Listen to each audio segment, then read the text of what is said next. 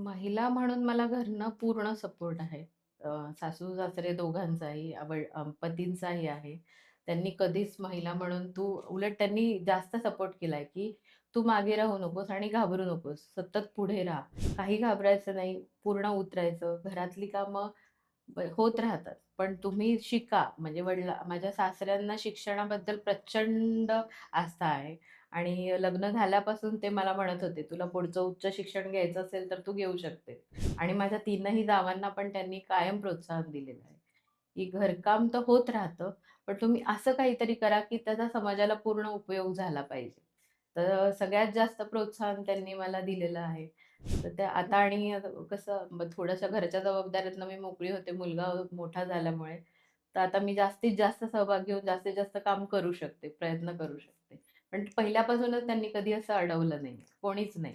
उलट खूप प्रोत्साहन दिलं, की तुम्ही बाहेर पडा, जास्तीत जास्त काम करा.